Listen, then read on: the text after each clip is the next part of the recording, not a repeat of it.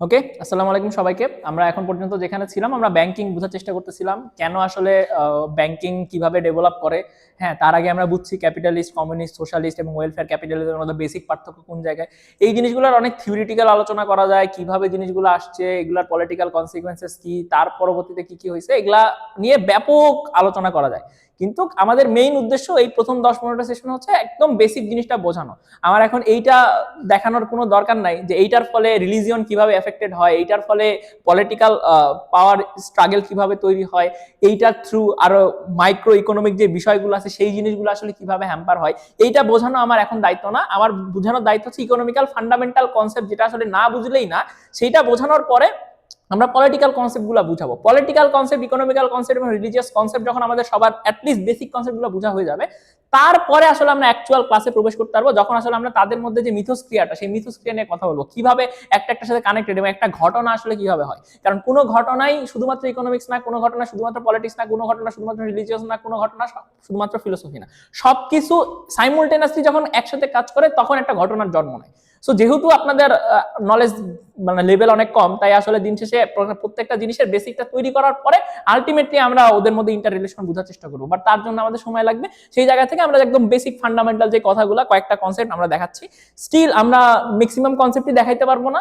ওটা যখন আমাদের এই ফান্ডামেন্টাল ক্লাস শেষ হয়ে যাবে, যখন আমাদের ইন্টার রিলেশন বোঝানো শেষ হয়ে যাবে, তারপরে যখন আমরা ক্লাসগুলো নিব, হইতে পারে যদি 30-40টা সেশনের পরে, তখন আমরা এরকম ছোট্ট ছোট্ট ফান্ডামেন্টাল বিষয় নিয়ে ওই ফান্ডামেন্টাল বিষয়গুলোর গভীরে যাওয়ার চেষ্টা করবো। টিল দেন আমরা আসলে জিনিসটা গভীরে যাওয়ার চেষ্টা করব না। এখন আমরা ব্যাংকিং সম্বন্ধে একটা ধারণা দিছি, আপনারা এই বিষয়গুলো নিয়ে আরো ধারণা নেওয়ার চেষ্টা করবেন, বিভিন্ন জিনিস সার্চ করবেন, বোঝার চেষ্টা করবেন। এখন আমরা যেটা বোঝার চেষ্টা করবো সেটা হচ্ছে share market. What is share market এবং শেয়ার মার্কেট আসলে কিভাবে তৈরি হইলো, বা এটার আসলে প্রোজ এন্ড কনস কি, এবং এখান থেকে আসলে কি হয়।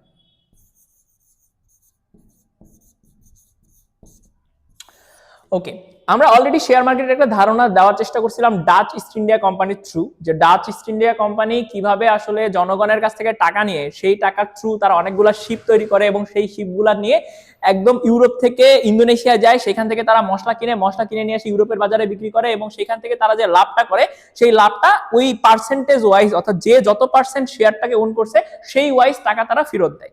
তো এই যে টাকা তাকে ফেরত দেয়, এখানে একটা টার্মিনোলজি আছে, এটাকে বলা হয় ডিভিডেন্ড। ওকে, ডিভিডেন্ড। এখন ডিভিডেন্ড কি? দেখা গেল ধরা যাক একটা কোম্পানির ভ্যালুয়েশন হচ্ছে 1000 টাকা। হ্যাঁ, এটা হচ্ছে কোম্পানির টোটাল ভ্যালুয়েশন। এখন কোম্পানি যেটা করে, কোম্পানি সবসময় যদি ওই কোম্পানি পুরাপুরি মানে প্রাইভেট বা পুরাপুরি পাবলিক কোম্পানি না হইতে চায়, সে তার 51% শেয়ার, অর্থাৎ 51% শেয়ার নিজেদের কাছে রেখে দেয়, এবং বাকি যে 49% শেয়ার, এই 49% শেয়ার সে পাবলিকের জন্য উন্মুক্ত করে দেয়। তাহলে এই যে 1000 টাকা, এটা হচ্ছে কোম্পানির টোটাল ভ্যালুয়েশন। মনে করেন বিস্কিটের কোম্পানি, সেই বিস্কিট কোম্পানির টোটাল ভ্যালুয়েশন হচ্ছে 1000 টাকা। তার মধ্যে 51% শেয়ার, 51%-এর মূল্য হচ্ছে কত? 510 টাকা। ওকে, আর হচ্ছে 49% হচ্ছে 490 টাকা। তাহলে এই যে 510 টাকা পরিমাণ শেয়ার, এইটা কোম্পানির যারা গভর্নিং বডি আছে, যারা মালিক পক্ষ আছে, তাদের মধ্যে বিস্তৃত হবে, এবং বাকি যে 490 টাকা আছে, এই 90 টাকা সে পাবলিকের জন্য উন্মুক্ত করে দিবে। ঠিক আছে, এই যে পাবলিকের জন্য উন্মুক্ত করে দিল, এই জিনিসটাকে যখন তারা শেয়ার মার্কেটে, প্রত্যেকটা কোম্পানি কিন্তু আসলে শেয়ার মার্কেটে বিনিয়োগ করে না, কিছু কিছু কোম্পানি শেয়ার মার্কেটে বিনিয়োগ করে। মেইনলি শেয়ার মার্কেটে বিনিয়োগ করার উদ্দেশ্য হচ্ছে মূলধন তুলে নিয়ে আসা, টাকা তুলে নিয়ে আসা। যেমন আমরা ক্যাপিটালিজমে পড়ানোর চেষ্টা করছি যে ল্যান্ড, লেবার, ক্যাপিটাল লাগে। তাহলে যে ক্যাপিটাল তুলবো, মূলধন তুলবো, তার জন্য একটা ওয়ে হচ্ছে হয় ব্যাংক থেকে লোন নাও, নাইলে নিজের বাপ-দাদার সম্পত্তি বিক্রি করে ক্যাপিটাল তৈরি করো, অথবা শেয়ার মার্কেট থেকে তুমি শেয়ার মার্কেটে হ্যাঁ পার্সেন্ট শেয়ার করে, মানে ওনারশিপ সেল করার মাধ্যমে তুমি টাকা কামাও। তাহলে এই যে 490 টাকা আছে, এইটাকে আমি কি করব? 49% শেয়ার হিসাবে দিব। এখন 49% শেয়ার, এটা যদি 1000 টাকার ভ্যালুয়েশন হয়, তাহলে 1% শেয়ারের দাম তখন কি হবে? 10 টাকা। ওকে, 10 টাকা। এখন আমি ওই কোম্পানি হিসেবে ঠিক করব, আমি 1% শেয়ারের দাম 10 টাকা করে বেচবো। ওকে, তাহলে 10 টাকা করে 1% শেয়ার, এইটা আমার হিসাব। এটা হচ্ছে আমার একদম ছোট্ট ইউনিট, আমি 1%-এর নিচে বেচতে পারবো না। আমি হ্যাঁ কোম্পানির ওনার যারা গভর্নিং বডি আছে, not only owner, governing body আর কি, গভর্নিং বডি এই 51% সম্পত্তির মালিক। ঠিক আছে, হইতে পারে চেয়ারম্যান এখান থেকে 20%-এর মালিক, চেয়ারম্যানের ছেলে 25%, 15% ছেলে সম্পত্তির মালিক, ওই কোম্পানির যে ম্যানেজিং ডাইরেক্টর সে হয়তো 5% ইয়ার মালিক, এরা সবাই, অর্থাৎ এই ওনারশিপের মেজরিটি অংশ 51% গভর্নিং বডি যারা আসলে জিনিসটাকে ডাইরেক্টলি রান করতেছে তাদের মালিক হচ্ছে 51%। তারাই 510 টাকা এই কোম্পানিতে ইনভেস্ট করবে। ঠিক আছে, এবং বাকি 490 টাকা বাইরের মানুষ থেকে ইনভেস্ট করা হবে। সেটা কি, পাবলিক বা সাধারণ মানুষ ওইখানে টাকা দিবে। তারা কি করবে, ধরো বোঝার সুবিধার্থে আমি ছোট্ট ইউনিট 1%, নর্মালি এটা বড় কোম্পানিতে মনে করো গুগল বা মাইক্রোসফটের যে মার্কেট শেয়ার, ওই মার্কেট শেয়ারে তারা কত শেয়ার বিক্রি করে, তারা 0. এরকম 7টা 8টা জিরো, হ্যাঁ, তারপরে একটা 1, এই পার্সেন্ট হচ্ছে তাদের একটা ইউনিট অফ শেয়ার। যেহেতু তারা অনেক বড়, তাদের একটা ইউনিট সমান কত, এত, ওই একটা ইউনিটের দাম মনে করো 100 টাকা, $100। এই একটা ইউনিট অর্থাৎ 0.0000001% হচ্ছে একটা ইউনিট। তাহলে এখানে মনে করো কত, সে 10 কোটি বা 100 কোটি শেয়ার বিক্রি করতে পারবে, এবং প্রত্যেকটা শেয়ারের মূল্য, বেস মূল্য হচ্ছে 100 টাকা। এখন তুমি যদি হচ্ছে এখানে হচ্ছে $10,000 বিনিয়োগ করো, তাহলে তুমি এখানে কত কিনলা, যে 100 কোটি ভাগের 10 ভাগ শেয়ার তুমি কিনলা। বুঝা গেছে, তুমি যত টাকা বিনিয়োগ করবা ওর পার ইউনিটকে তত দিয়ে গুণ হবে। এখন এটা কোম্পানি ঠিক করতে পারে, আমি এই শেয়ারটাকে 1% না রেখে 0.1% করতাম, তখন 0.1%-এর মূল্য কত হইতো, 1 টাকা। ঠিক আছে না, বুঝতে পারছো? এখন সেই কোম্পানি, এখন আমরা যেহেতু কিছুই বুঝি না, জিনিসটা একদম বেসিক লেভেলে, তাই আমরা সিম্পল ম্যাথ দিয়ে বোঝার চেষ্টা করতেছি। ঠিক আছে, তাহলে আমার কাছে ছিল 490 টাকা, তাহলে আমি প্রত্যেকটা ইউনিট 1%-এ বেচবো, তাহলে আমার কাছে শেয়ার আছে কতগুলা, তাহলে টোটাল আমার 49 পিস শেয়ার আছে, রাইট, 49টা ইউনিট শেয়ার আছে। এখন একজন হাইয়েস্ট কত ইউনিট কিনতে পারবে, বা একজন হাইয়েস্ট হচ্ছে কি করতে পারবে, এইটা তারা চাইলে উল্লেখ করে দিতে পারে যে হ্যাঁ আমি সাধারণ মানুষের কাছে শেয়ার বেচবো, কিন্তু একজন ইন্ডিভিজুয়াল যে কিনা এই গভর্নিং বডির অংশ না, সে চাইলে এট এ মোমেন্ট 5% বা হচ্ছে 5% শেয়ারের বেশি সে কিনতে পারবে না। একজন ব্যক্তি 5% শেয়ারের কিনতে পারবে না, ইভেন ইফ এরা প্রাইভেট মানে পাবলিক সবার জন্য উন্মুক্ত করা, স্টিল 5%-এর বেশি কিনতে পারবে না। কারণ এইখানে যদি কেউ একজন 49% শেয়ার নিজে একাই কিনে নেয়, তাহলে কি হলো, সে 49% শেয়ারের মালিক না। এখন সে যখন 49% শেয়ারের মালিক, সাপোজ সে একাই কিনছে, 49টা শেয়ার একাই কিনছে কোনো একজন ব্যক্তি, এবং সে এই গভর্নিং বডির মধ্যে কি বলছিলাম যে চেয়ারম্যান এটার জন্য মালিক মনে করো 25%, চেয়ারম্যানের ছেলে, হ্যাঁ হ্যাঁ, চেয়ারম্যানের যে ছেলে মনে করো তার সান, তার হচ্ছে মনে করো 20%, আর হচ্ছে বাকি 6% মনে করো তার ওয়াইফের, হ্যাঁ, ওয়াইফের হচ্ছে 6%। এখন সামহাও এই লোক 49% শেয়ার কিনে ওর ওয়াইফকে নিয়ে ভাইগা গেল, এবং ওয়াইফ আর সে মিলে তখন কি হইলো, 49 আর 6 55% শেয়ারের মালিক। তাহলে 55% শেয়ারের মালিক কে, এই ব্যক্তি আর ওই ওয়াইফ, তাই না? এখন ওরা কি 56% না, তাহলে ওদের কথা ওয়াইজ কোম্পানি চলবে, কারণ মেজরিটি শেয়ার কার মালিক, এর মালিক। এই জন্য প্রোটেকশন করার জন্য তারা এরকম বলে দিতে পারে যে কোনো একটা মানুষ অ্যাজ এ ইন্ডিভিজুয়াল ব্যক্তি হিসেবে কখনো 5%-এর বেশি শেয়ার নিতে পারবে না। এবং ওই কোম্পানিগুলো কিন্তু এটা ডিকটেট করে, তুমি যা কিনতে চাইলেই যে ও তোমার কাছে বেচে, ব্যাপারটা এরকম না, ওরা কিন্তু নিজের ইচ্ছা মতো, কারণ এই শেয়ারগুলোর মালিক কারা, এই গভর্নিং বডির মানুষেরাই। ওরা যদি মনে করে উমুককে আমি শেয়ার দিব না, সে যতই টাকা দিক, তুমি কিন্তু কিনতে পারবা না। টু ওয়ে প্রসেস, ওরা অফার করবে কিন্তু তোমাকে আমি দিব না, তাহলে তুমি কিনতে পারবে না, আমি ওদেরকে দিব, তাহলে ওরা কিনতে পারবে। ঠিক আছে, আমি এরকম বললাম যে আমি আমার যে শেয়ারটা, হ্যাঁ করতে পারো, ওরা তখন ওই জিনিসগুলোকে ট্রেস করবে, যে ধরো তখন সেল করবে না। যেমন ধরো ওরা বলতেই পারে যে আমি বাংলাদেশে শুধুমাত্র আমার যারা শেয়ার কিনবে তাদের উদ্দেশ্য হচ্ছে এরকম, তাদের বরিশাল থেকে হওয়া লাগবে, এবং তাদের হচ্ছে কি বলে মানে তাদের সরকারি চাকরি করা লাগবে, সরকারি চাকরি, এবং হচ্ছে যারা বরিশাল থেকে, শুধুমাত্র তাদেরকে আমি শেয়ার বিক্রি করবো, এর বাইরে অন্য কাউকে আমি শেয়ার বিক্রি করবো না। তাহলে সে 49 শেয়ার বাজারে ছাড়লে 1000 মানুষ আসলো, তার মধ্যে 500 মানুষ ঢাকার, 200 মানুষ রাজশাহীর, 300 মানুষ রংপুরের, এর মধ্যে হয়তো 30 40 বা 50 জন হচ্ছে মনে করো বরিশালের। এই যে বরিশাল আছে, বরিশালের মধ্যে আবার মনে করো সবাই কি সরকারি চাকরিজীবী না, কিছু মানুষ আবার দেখা যাচ্ছে তার বিজনেস আছে বা সামথিং, তাহলে সে সেখান থেকে জোট বিজ করে দেখা গেল যে 20 জন মানুষ পাইলো যারা কিনা বরিশালের, এবং যারা কিনা আসলে সরকারি চাকরি করে। ঠিক আছে, এবং এদের কাছে প্রত্যেকের কাছে কি 2% 2.5% করে শেয়ার বেচে দিলে তার 49টা শেয়ার বিক্রি হয়ে গেল। তুমি চাইলে এই জিনিসটা সেট করতে পারো, ঠিক আছে, যে আমি কার কাছ থেকে নিব, কার কাছ থেকে নিব না, কত পার্সেন্ট নিব, কত পার্সেন্ট নিব না, তুমি এটা উন্মুক্ত করে দিতে পারো যে না আমি যে যত পারে, একজন চাইলে 49% শেয়ারও নিতে পারে। বাট রিস্কটা বুঝো, কেউ যদি অনেক বেশি পরিমাণ শেয়ারের মালিক হয়, তার কিন্তু ওই চেয়ারম্যানের মানে ওদের যে বোর্ড অফ গভর্নিং কমিটি আছে সেখানে তাকে স্থান দিতে হবে, সে ওইখানে যা ডিসিশনকে ইনফ্লুয়েন্স করতে পারে। ঠিক আছে, হ্যাঁ সে করতে পারে, সে করতে পারে। এটা মানে এই জিনিসগুলো এইভাবে বোঝানোর কারণ হচ্ছে এখানে there is a lot of way to distribute the share, এবং there are the main power of মানে কি বলে share disbursement is on the governing body. তারা যেভাবে চাবে তারা ডিক্টেট করতে পারবে। ওকে, এখন তাহলে কি হইলো, আমরা এখন জিনিসটাকে একটু বোঝার চেষ্টা করি। আচ্ছা একটা কথা এটা হচ্ছে করো শেয়ারটা নিয়ে রাখলাম, শেয়ারটা নিয়ে রাখলে আমার আসলে লাভ রাখতে। হ্যাঁ আমি ওইটাতেই আসবো।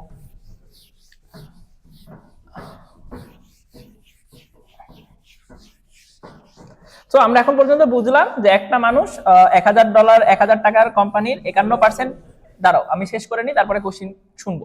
তো 51% সম্পত্তির মালিক হচ্ছে ওই কোম্পানির চেয়ারম্যান এন্ড হচ্ছে গভর্নিং বডি, এবং বাকি 49% শেয়ার সে মার্কেটে ছাইড়া দিল। কই ছাড়লো? শেয়ার মার্কেটে। শেয়ার মার্কেট বাংলাদেশে দুইটা, একটা হচ্ছে ঢাকা স্টক এক্সচেঞ্জ আর একটা হচ্ছে কি চিটাগাং স্টক এক্সচেঞ্জ।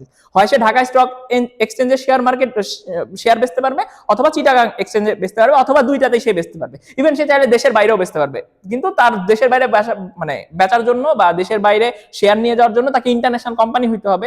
ওখানকার কিছু ক্রাইটেরিয়া আছে, সেই ক্রাইটেরিয়া পূরণ করতে হবে। যদি ক্রাইটেরিয়া পূরণ না করতে পারে তাহলে কিন্তু ওইখানে সে বিক্রি করতে পারবে না, কারণ ইন্ডিয়ারও শেয়ার মার্কেট আছে, আমেরিকারও আছে, ফিলিপাইনেরও আছে, বাংলাদেশেরও আছে। সে নরমালি কি করবে? বাংলাদেশে শেয়ার মার্কেট বিক্রি করবে। তাহলে বুঝার সুবিধাতে সে কি করলো? ঢাকা স্টক এক্সচেঞ্জ, ঠিক আছে, ঢাকা স্টক এক্সচেঞ্জ ডিএসই, এইখানে সে নিজের 49% শেয়ার নিয়ে গেল। প্রত্যেকটা ইউনিট এর হচ্ছে 1% শেয়ার সে বিক্রি করলো পার ইউনিট আকারে। ওকে, এবং প্রত্যেকটা ইউনিটের দাম হচ্ছে মনে করো 10 টাকা করে। ওকে, এখন কি হইলো? এইখান থেকে মনে করো ধরো 30 জন তারা হচ্ছে 1% করে শেয়ার কিনলো। ওকে, সে 5 জন হচ্ছে 2% শেয়ার কিনলো বা 2 ইউনিট শেয়ার কিনলো। তাহলে কত হইলো? 30-40, ঠিক আছে। আর একজন একা মনে করো হচ্ছে 5% শেয়ার কিনলো, একজন মনে করো 4% শেয়ার কিনলো, ঠিক আছে। এখানে লিমিট সেট করে দিছিল যে কেউ 5%-এর উপরে যাইতে পারবে না, ঠিক আছে। তাহলে আমার মার্কেটে 30 জন 1% শেয়ারের মালিক, 5 জন 2% শেয়ারের মালিক, কি বলে একজন 5% এবং একজন হচ্ছে 4%, এবং এই জিনিসটাকে তুমি ইউনিট হিসেবে ভাগ করতে পারো। যে সে একটা শেয়ারের মালিক 30 জন, 5 জন হচ্ছে 2টা করে শেয়ারের মালিক, একজন 5টা শেয়ারের মালিক, এবং একজন হচ্ছে 4টা শেয়ারের মালিক। কারণ এই শেয়ার মার্কেটের ইউনিট যতগুলা কিনতেছো তুমি ততগুলা ইউনিটের মালিক, ততগুলা শেয়ারের মালিক। তুমি পার্সেন্ট আকারে বুঝতে পারো, যেমন তোমার সুবিধা হয়। ফাইন, এখন কি হইলো? এই কোম্পানি 1000 টাকা ভ্যালুয়েশনের কোম্পানি 1 বছর বিজনেস করলো। বিজনেস করে দেখা গেল এই কোম্পানি 100 টাকা প্রফিট করলো। ওকে, 1 বছর শেষে এই কোম্পানি 100 টাকা প্রফিট করলো, প্রফিট। এখন এই যে সে 100 টাকা প্রফিট করলো, সেই 100 টাকা থেকে সে কি চিন্তা করবে? এই যে ওর গভর্নিং বডি ছিল, ঠিক আছে, যে 51% শেয়ারের মালিক, 51% শেয়ারের মালিক, ফাইন। এই 51% মালিক এরা চিন্তা করবে এই প্রফিটের সাথে আসলে কি হবে, ঠিক আছে। তারা এখন চিন্তা করতে পারে যে 100 টাকা আমি প্রফিট করলাম, কোম্পানি হিসেবে তো করছি, এর মধ্যে থেকে 50 টাকা আমি কি করব? ওই কোম্পানিতে পুনরায় বিনিয়োগ করব, অর্থাৎ নতুন শিল্প প্রতিষ্ঠান, নতুন কি বলে কারখানা নিব, বড় করব, প্রোডাকশন জায়গা বড় করব। কে নিতেছে? এক্সপান্ড করবা। এই জিনিসটা কে ডিসিশন নিল? ওই গভর্নিং বডি। এখানে আর অন্য কোনো হাত নাই, কেন? 51% শেয়ারের মালিক কে? সে। এবং সে এই ডিসিশন নিচ্ছে যে না ভাই আমি হচ্ছে এক্সপান্ড করব। তাহলে বাকি প্রফিট কত থাকে বলো তো? 50 টাকা, তাই না? 50 টাকা প্রফিট। এখন এই 50 টাকা প্রফিট হচ্ছে সকল ওনারের মধ্যে ভাগ হয়ে যাবে। বুঝা গেছে? হ্যাঁ, গভর্নিং বডি পাবে। গভর্নিং বডি কত টাকার মালিক বলো তো? 51% শেয়ারের মালিক, এবং এরা হচ্ছে প্রত্যেকে কত? 49% শেয়ারের মালিক, ঠিক আছে না? তাহলে ওই যে 50 টাকা পাইলা, তাহলে এখন অ্যাকচুয়ালি কি? সে যে 1% শেয়ারের মালিক বা 1 ইউনিট শেয়ারের মালিক, সে কত করে টাকা পাবে? 0.5 টাকা। 1 বছর শেষে সে কয় টাকা পাবে? বছর শেষে সে পাবে 0.5 টাকা। কারণ বছর শেষে তো প্রফিট এত হয়েছে, তার 50% সে কোথায় নিয়ে গেছে? কোম্পানি এক্সপ্যান্ড করছে। কেন? তার উদ্দেশ্য ছিল, সে প্ল্যান করছে, তার নিয়ম, ঠিক আছে। এবং বাকি যে 0.5 টাকা, তাইলে দেখো এই লোক, এই 30 জন প্রত্যেকে আসলে বছর শেষে কত টাকা পাবে? 0.5 টাকা, ঠিক আছে। এই 5 জন কত পাবে? 1 টাকা করে পাবে, 2% যেহেতু, ঠিক আছে। এই যে 5% শেয়ারের মালিক, সে কত পাবে? 2.5 টাকা করে পাবে, ঠিক আছে, সে 2.5 টাকা করে পাবে। যে 4% শেয়ারের মালিক, সে কয় টাকা পাবে? সে হয়তো বা 2 টাকা করে পাবে, ঠিক আছে। তারা অ্যাকচুয়ালি বিনিয়োগ করছিল কত বলো তো? এই 30 জন প্রত্যেকে বিনিয়োগ করছিল 1 টাকা করে। তাহলে বছর শেষে সে কত টাকা পাইলো? 1 টাকা বিনিয়োগ করে 0.5%। 0.5 টাকা। এ 5% বিনিয়োগ করেছিল, সে কত পাইলো? 2.5 টাকা। তার মানে বছর শেষে তার লাভের পার্সেন্টেজ কত? 50% লাভের পার্সেন্টেজ না? এখন ও যদি ওই টাকাটা নিজের কাছে রাখে, তাহলে সে 5 টাকা বিনিয়োগ করে তার প্রথম বছর এই মার্কেট শেয়ারে তার দাম ছিল হচ্ছে 5 টাকা। এক বছর শেষে ওই 2.5 টাকা সহকারে তার টোটাল সম্পত্তি এখন কত হইলো? 7.5 টাকা। ওকে, তাহলে সে 7.5 টাকা পাইলো। বুঝা গেছে?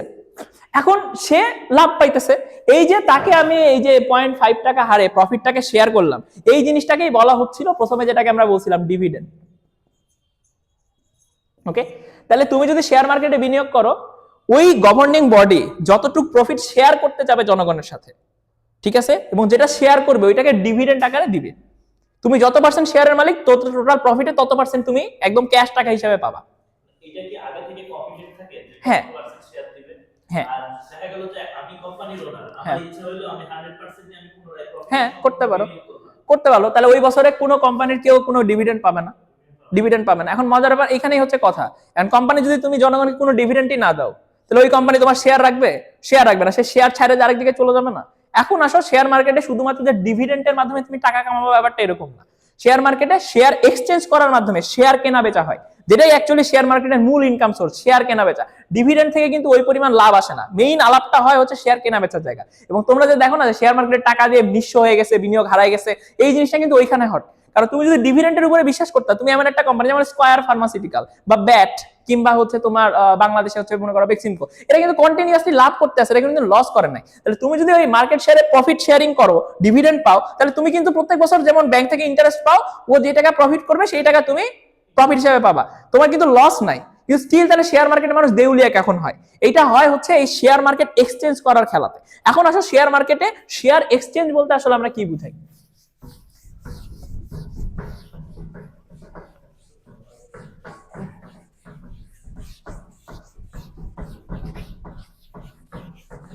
এখন আমরা করব সেটা হচ্ছে শেয়ার এক্সচেঞ্জ। এখন মজার ব্যাপার হচ্ছে কি হইলো, প্রথম বছর ওই কোম্পানি 1000 টাকা তার হচ্ছে ভ্যালুয়েশন ছিল, ভ্যালুয়েশন 1000 টাকা। পরের বছর ভ্যালুয়েশন কত হইলো বলতো? প্রফিট পাইছে কত? 100 টাকা, তার মধ্যে 50 টাকা আবার বিনিয়োগ করছে, তাহলে পরের বছর ভ্যালুয়েশন কত হইলো? 1050 টাকা। ভ্যালুয়েশন 1050 টাকা হইছে। এবং এই কোম্পানি আবার কি বলছে বলতো? সে ডিভিডেন্ড দিছে কত পার্সেন্ট? ধরো 50% সে প্রফিট শেয়ার করছে, ঠিক আছে। তাহলে আমি অ্যাকচুয়ালি নেট রিটার্ন কত পাইছি? আমি 1 টাকা বিনিয়োগ করলে, $1 বা 1 টাকা বিনিয়োগ করলে আমি প্রফিট পাইছি কত? 0.5 টাকা। তাহলে সে কি 50% প্রফিট দিচ্ছে না? 50% কি প্রফিট মানুষকে শেয়ার করতেছে। তাহলে ভাবো, আমি 1 টাকা বিনিয়োগ করলে 50% পাচ্ছি। ব্যাংকে যদি আমি টাকা দিই, আমি লোন মানে ইন্টারেস্ট কত পাই? 8%। বুঝো নাই? ব্যাংকে আমি 1 টাকা রাখলে এক বছর শেষে কত পাবো? 1.08 টাকা পাবো। কিন্তু এইখানে আমি 1 টাকা রাখলে কত পাবো?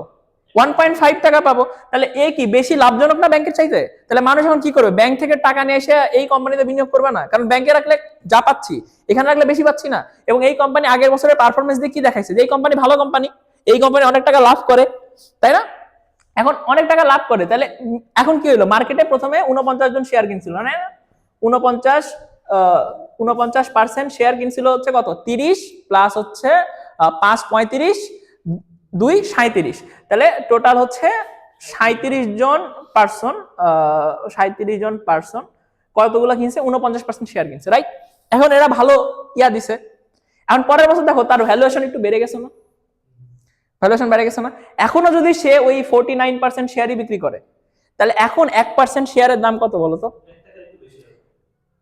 1% শেয়ারের দাম হচ্ছে 1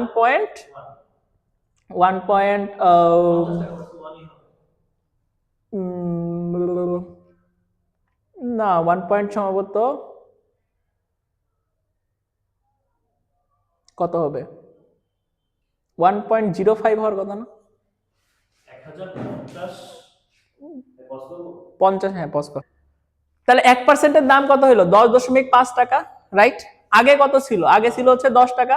তাহলে 1% শেয়ারের দাম কত বাড়লো? 0.5 টাকা করে বাড়লো না? 0.5 টাকা বাড়লো। তাহলে এই মানুষগুলো কি তার শেয়ার বিক্রি করছে? বিক্রি তো করে নাই। এখানে 30 জন কি প্রত্যেকে কত? 30 জন পার্সন প্রত্যেকে হচ্ছে 1% শেয়ারের মালিক। তাহলে ওর টাকা আগে কত ছিল? 10 টাকা, এখন হয়ে গেছে কত? 10.5 টাকা। এটা কিন্তু তার শেয়ারের মালিক, তার শেয়ারের দাম বেড়ে গেছে। এবং ওই 5 টাকা তো সে পাইছে, ওই মানে 0.5 টাকা তো সে একদম ক্যাশ হিসাবে পাইছে। আর তার শেয়ার বসে বসে বাইরে গেল না?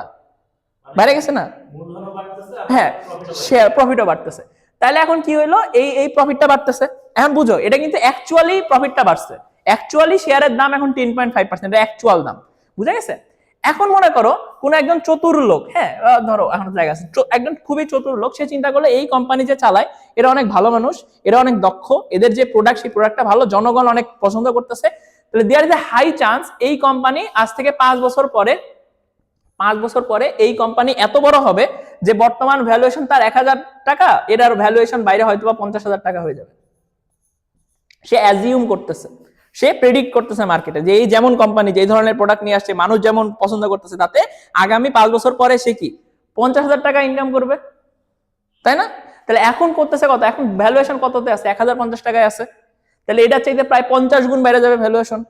তাহলে 50 গুণ বাড়া মানে কি, যদি সেম ওয়েতেই প্রফিট শেয়ার করে, তাহলে একে তো সে 50 গুণ সে প্রফিট পাবে, প্লাস তার শেয়ারের ভ্যালুয়েশন বাইরে কত হবে, 50, 500 টাকা। মানে সে মানে প্রফিটও তো সে 50% বেশি পাবে না, তাহলে একে তো তার শেয়ার বাড়বে 50% এবং তার প্রফিটও যে ডিভিডেন্ডও পারবে 50%, এটা সে চিন্তা করলো। এখন এই মুহূর্তে 1 বছর পরে এইটার প্রফিটের দাম কত আছে,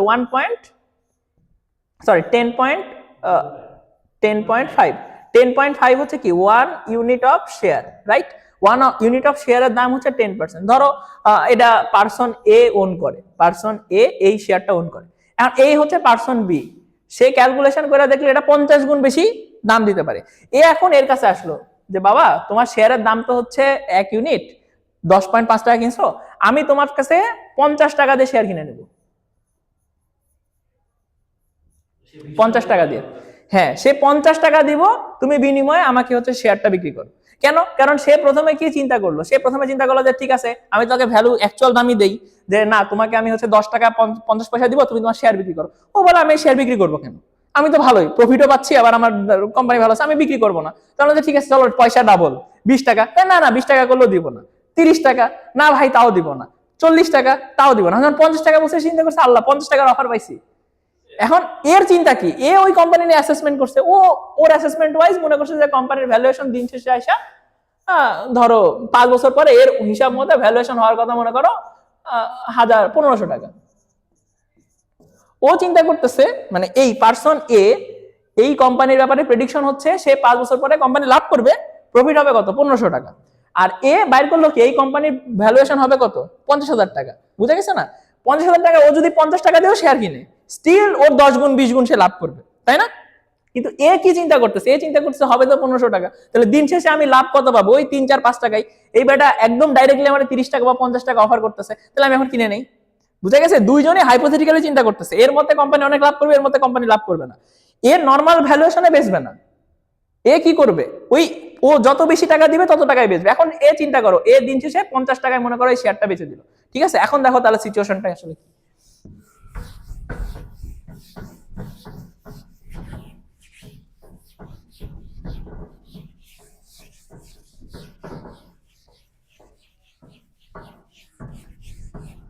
এখন পারসন বি 50 টাকা দিয়ে 1 ইউনিট শেয়ার কিনলো পারসন এ থেকে, ঠিক আছে? পারসন এ সে কত টাকার শেয়ার কিনছিল, সে 10 টাকা দিয়ে শেয়ার কিনছিল, রাইট? 10 টাকা দিয়ে প্রথম বছর 1 ইউনিট শেয়ার করছিল, 1 বছর পরে তার ইনকাম হচ্ছে 10.5 টাকা হচ্ছে শেয়ার এর ভ্যালুয়েশন এবং 0.5 টাকা হচ্ছে তার প্রফিট, ফাইন। এখন এই শেয়ারটাকেই সে 50 টাকা দিয়ে কিনলো, রাইট?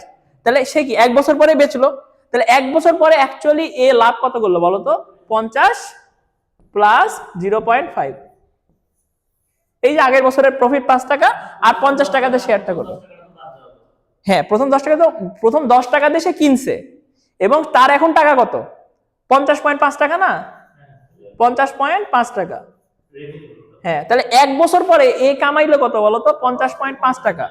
তাহলে সে বিনিয়োগ করছিল শেয়ার মার্কেটে কত 10 টাকা, আর সে এখন কামাইলো কত 50 টাকা। 1 বছর পরে তার কাছে কোনো শেয়ার নাই, তার শেয়ারটা চলে গেছে কার কাছে, তার শেয়ার এখন বি এর কাছে চলে গেছে, সে ওই কোম্পানির সাথে কোনো ধরনের অ্যাটাচমেন্টে নাই। কিন্তু সে কি করলো, শেয়ার মার্কেটে বিনিয়োগ করছিল 10 টাকা, প্রথম বছরে প্রফিট পাইলো 0.5 টাকা এবং ওই শেয়ারটাকে বিক্রি করলো সে কয় টাকায় 50 টাকায়। আলটিমেটলি সে শেয়ার মার্কেটে 10 টাকা বিনিয়োগ করে লাভ করছে কত 50 টাকা, তাহলে প্রায় 5 গুণ লাভ করছে। বুঝা গেছে না? সে 5 গুণ লাভ করছে। এখন হচ্ছে খেলা, এই পারসন বি কি নিল? রিস্ক নিল না ভবিষ্যতের কথা প্রেডিক্ট করে।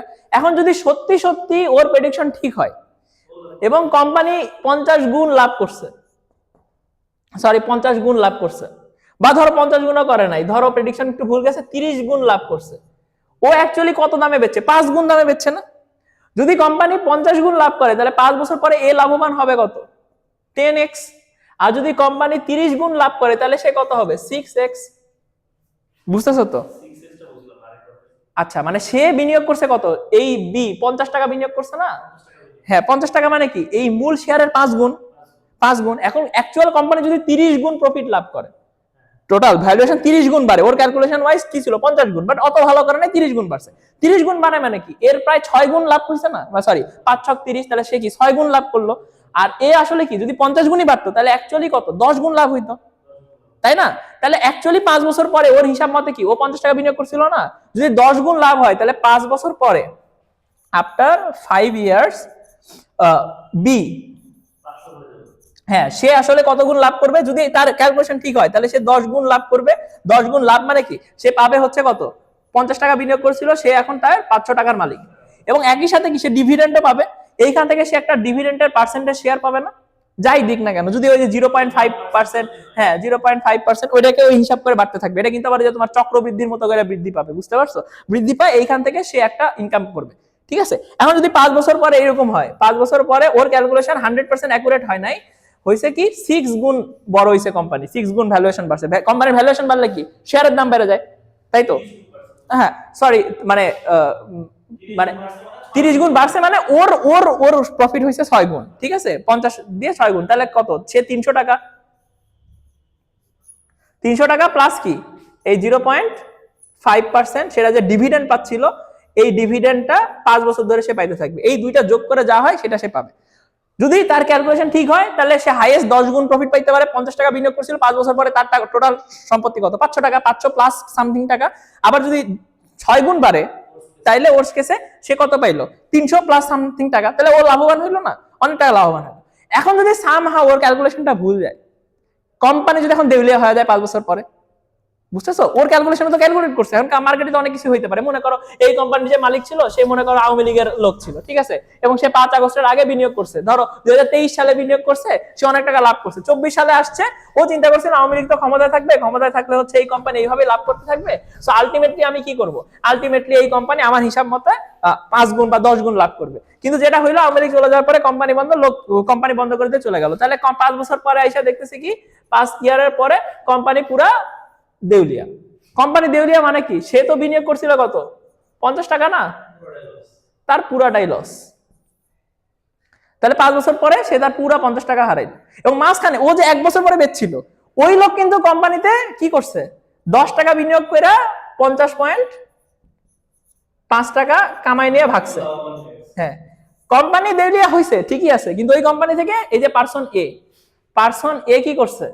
50 টাকা কামাইনে চলে গেছে 1 বছর পরে। আর এই যে 50 টাকা বিনিয়োগ করছিল লাভের আশায়, সে এখন জিরো। আর 50 টাকা পুরো মার্কেট থেকে গায়। হ্যাঁ,